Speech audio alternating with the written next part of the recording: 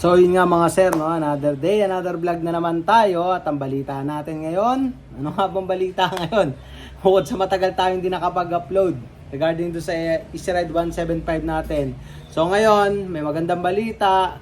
Nagkaroon na ng dokumento yung mga 175 natin. So pwede na tayo mag-release today, and then may mga na-contact na tayo at ang kauna-unahan na magkakaroon o marirelease ng 10th Avenue ng Easy Ride 175 makikita nyo ngayon sa video na to. Alam ko sa mga nanonood sa inyo at subscriber ko, kilala na siya.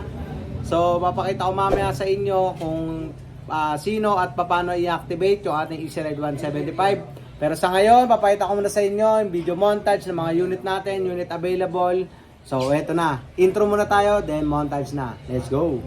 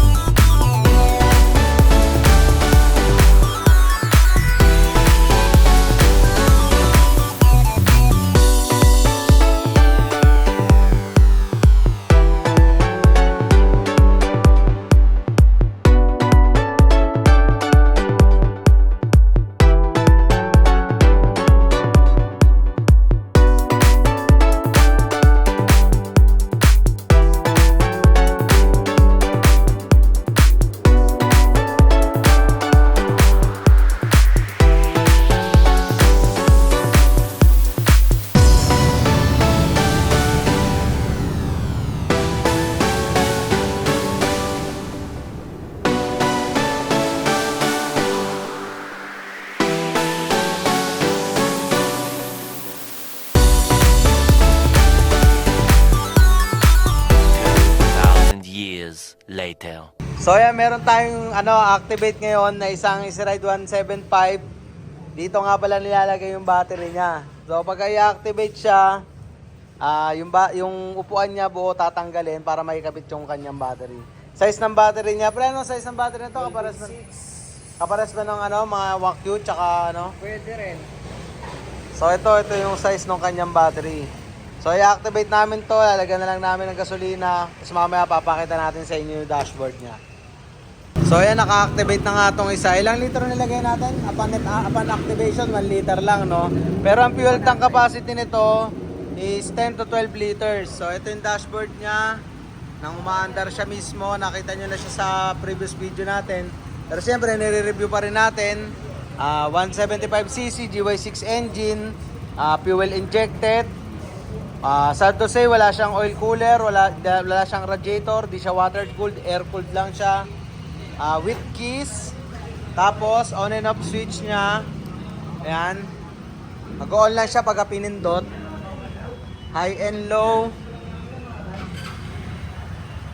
passing light, regular brakes, harap likod, disc brake lang siya. Yung mating nakakabit na. Ito yung likuran niya. Pang cruiser yung nakakabit na gulong. Ay, makikita nyo yung spike niya.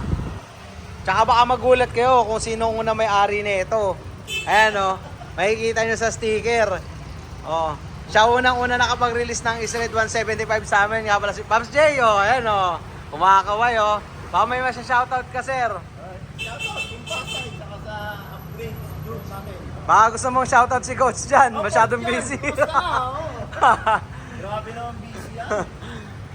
So ayan, sobrang busy nga no, dito si Pops J para i-release yung kanyang bagong unit. Mamaya testing niya, tatanong natin sa kanya kung ano pakiramdam kasi alam niyo naman ito eh. Legendary to sa pagdating sa pagkalkal ng panggilid. So mararamdaman niya agad kung anong kulang, sasabihin niya sa atin yan mamaya. Lalagay lang natin yung upuan tapos babalikan natin si Pops J. Ayun lang, wait lang tayo dyan. One eternity later.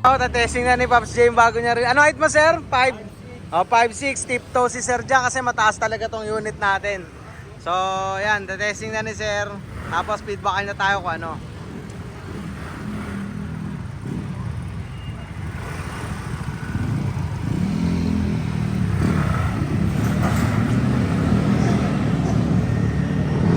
Ang inabil pala ni Pops J yung ano no, yung 27,900 na down payment, then yung zero interest siya. Kinuha niya ng 18 months. Siyempre, yung sa 3 years registration. Ayan, so tayo natin pagbalik niya para makita natin kung ano ang feedback niya sa ating 175. Kasi di ko masabi, di naman ako ganun ka-eksperto sa panggilid eh. So siya na makapagsabi niya kasi nagkakalkal siya. So tayo natin pagbabalik ni Pops J. Oh, ito, may na si Pops J oh. Pops, ano masasabi mo ron sa ano? Kung may kulang ba, ano? Uri ko lang. Wala na akong kikitain na ito. Wala na akong papalakasin eh. Wala nang palalakasin. So yun yung sabi ni Sir sa ngayon ha, pero syempre matutulog sa kanya ang bagong baby na sa bahay niya, kakalikutin niya, naayusin yan at magbibigay siya ng feedback sa page na mismo at sa Facebook page na mismo ni Pops J. So yan, maraming salamat Pops J sa ano sa pag-avail ng Easy Ride 175, unang release ng 10th Avenue branch. Kay Pops J pa napunta. Tapos meron pa tayong dalawang pending doon, isang puti, tsaka yon. So yun lang. Thank you, Pops J. Bye. At so, ayun nga, no? Nakita nyo na, si Pops J ang kauna-unahang nagkaroon, o narilisan pala, hindi nagkaroon. Narilisan na ating Easy Ride 175 ADB type. So, ang inabil nga pala ni Sir J, no? Yung ating higher down payment, low interest. Yung down payment na inabil niya is 27,900. Then, ang magiging monthly niya for 18 months kasi yun yung napili niya, 3,783. So, may rebate pa siya na 400 basta on or before due date. Tapos, meron din siyang 1 year warranty, parts and labor. Siyempre, sa makina lang yan. Tapos, hindi po kasama rin yung mga wear and tear na parts. So, sa mga magtatanong sa mag-a-avail, no, kung may available pa niyan dito. Yes, meron pa po available dito. Punta lang po kayo sa Motorstar Caloocan, 10th Avenue, 12, 6th Avenue, Malabon, and then sa Nabotas. Then sa mga magtatanong ng requirements, kailangan po natin pinaka-importante dyan is yung 2x2 picture, LTMS, 2 valid ID, proof of billing, proof of income, barangay clearance, then yung syempre yung statement of account natin kung halimbawang hindi kayo nagtatrabaho or kung may business naman, DTI, so on and so forth. So ayun lang guys, no, sana inaanyayahan ko kayo na i-follow nyo pa, i-subscribe pa ang aking i-subscribe Yung dila mo lukot-lukot eh. pa ang aking YouTube channel dito pati sa TikTok account at sa FB account para malagi kayong maging updated sa ating mga nilalabas na unit. At hopefully mabigyan tayo ng feedback ni Pops J. Siguro habang ginagawa ko tong video na to, binabaklas niya na yung ano niya, yung ADB 175 niya. So abangan nyo na lang din sa mga post ni Sir J ng Team Pasay kung ano yung mga panggilid, gas consumption kasi pinakasuyo na lang natin yun sa kanya. So yun lang guys, no, hanggang sa muli, manood pa kayo dito patuloy lang kayo mag-subscribe dito sa aking channel para mapanood nyo po yung mga latest update mula dito kay ADB 175. So yun lang, outro na, bye-bye.